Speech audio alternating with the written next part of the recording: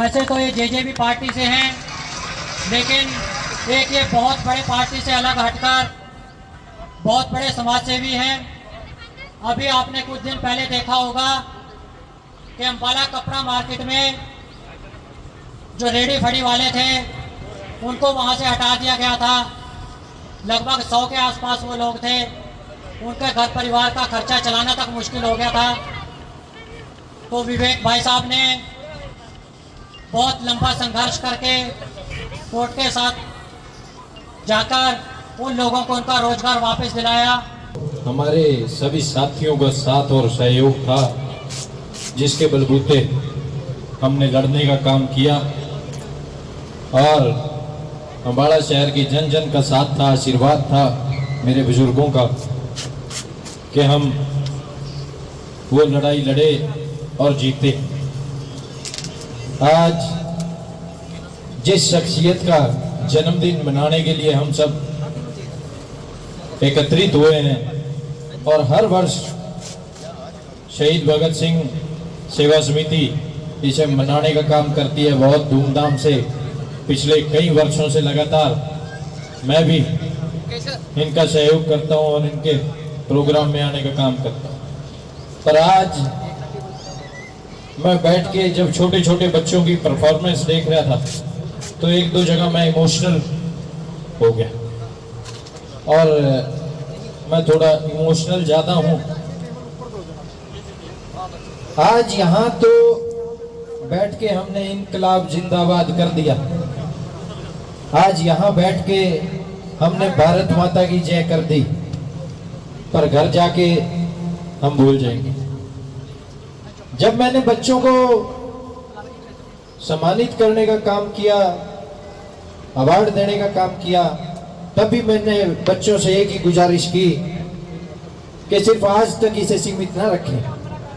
ये वो शख्सियत है जिसे हर व्यक्ति को, यहाँ बैठे हर व्यक्ति को अपनी असली लाइफ में, अपने जीवन में उसे अपना आदर्श मानना चाहिए। ये वो शख्सियत है जिन्होंने मात्र 23 साल की उम्र में अंग्रेजों की सरकार की चूल्हे हिलाने का काम किया। ये वो शख्सियत है जिनका एक बहुत बड़ा योगदान, मैं तो ये मानता हूं, अगर शहीद आजम भगत सिंह राजगुरु सुखदेव ना होते तो हमारा देश आजाद ना होता। हमें आजादी मिली तो उनके कारण मिली, पर बहुत दुख के साथ कहता हूं कि हम साल में 2 बार इन्हें याद करते हैं, या तो इनके शहीदी दिवस पे या इनके जन्म दिवस पे। आज जरूरत है हर किसी शख्स को शहीद आजम भगत सिंह बनने की, शहीद आजम सुखदेव राजगुरु बनने की। ना सिर्फ 28 सितंबर और 23 मार्च को इन्हें याद किया जाए, इन्हें याद हर दिन हर पल किया जाना चाहिए और इनको पढ़ा जाना चाहिए। मैं तो बच्चों को गुजारिश कर रहा था कि आप इनके बारे पढ़िए और इनसे सीख लेने का काम कीजिए। जिस आंदोलन का अभी प्रधान जी ने जिक्र किया, मैं अभी हमारे किसान यूनियन के नेता हैं, हमारे चाचा जी हैं, मैं चाचा ही कहता हूँ, चाचा लगते हैं तो कहता हूँ, जय सिंह जी। मैं उन्हें बता रहा था हमने आंदोलन में एक मूवी दिखाने का काम किया उन लोगों को जो उनके विरोधी थे। उन्हें टेंशन एक थी कि हमने तो इनका रोजगार बंद करा दिया, ये रोज कैसे यहाँ सारा कुछ चला रहे हैं, हमें गुरुद्वारे से लंगर देने के से मना कर दिया। आज धर्म के ठेकेदार बन के बैठे कुछ लोगों ने हमें लंगर देने से मना कर दिया, तो परमपिता परमात्मा ने वहां डेली लंगर चलवाने का काम किया।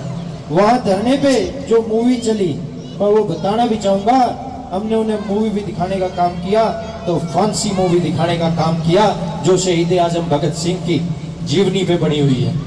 हमने एक ही बात कही कि आज सभी को एकत्रित होना चाहिए। आज देश आजाद जरूर हो गया, पर देश की बुराइयां खत्म नहीं हुई। आज बहुत सी बुराइयां समाज के अंदर हैं। अगर मैं बात करूं, मेरे सामने वकील साहब बैठे हैं, मेरे अंकल हैं, बहुत ही आदरणीय है, ट्री मैन के नाम से हम इन्हें जानते हैं। अगर ये पेड़ लगाते हैं तो सिर्फ अपने लिए नहीं लगाते, अपने बच्चों के लिए नहीं लगाते, या अपने समाज के लिए नहीं लगाते, अपनी जात के लिए नहीं लगाते, अपने धर्म के लिए नहीं लगाते। ये पेड़ लगाते हैं तो सर्व समाज के लिए लगाते हैं। मेरे सामने जय सिंह जनवेड़ा जी बैठे हैं, कंबोज साहब बैठे हैं। अगर इन्होंने एक आंदोलन लड़ा तो सिर्फ अपने घर के लिए नहीं लड़ा, अपने परिवार के लिए नहीं लड़ा, पूरे समाज के लिए लड़ा, पूरे किसानों के लिए लड़ा। सिर्फ उसका बेनिफिट इन्हें नहीं मिला। आज जरूरत है हर किसी को शहीद आजम भगत सिंह बनने की। पर एक कड़वी सच्चाई कहूंगा, आज भगत सिंह तो सबको चाहिए, पर चाहिए पड़ोसी के घर, अपने घर नहीं चाहिए। भगत सिंह सबको चाहिए पड़ोसी के घर। तब तक आपका कुछ नहीं हो सकता जब तक हर कोई अपने आप को भगत सिंह मान के नहीं चलता।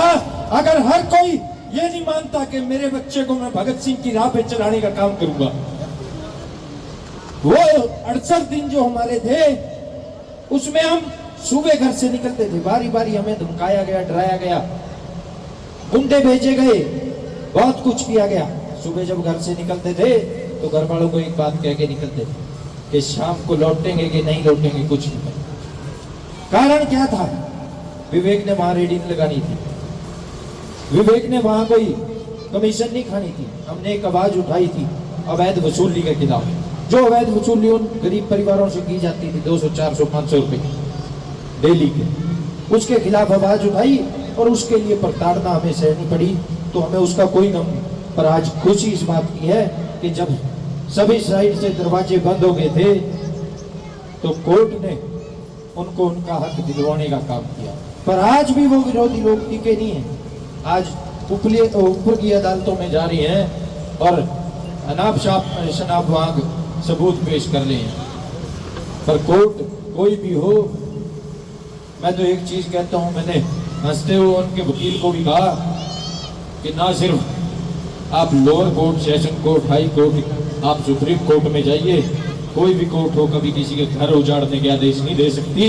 कोर्ट जनता को बचाने के लिए है, समाज को चलाने के लिए है, समाज को उजाड़ने के लिए नहीं। तो मैं तो अंत में ज्यादा समय नहीं लूंगा, बस इतना ही कहूंगा कि उनकी राह पे चल के आज एक एक व्यक्ति को समाज में सुधार लाने की जरूरत है। वो तो हमें आजाद करा गए थे, पर समाज में जो ये बुराइयां हैं, इन बुराइयों को मैं काला अंग्रेज कह दूं तो कोई कमी नहीं, कोई गलत बात नहीं।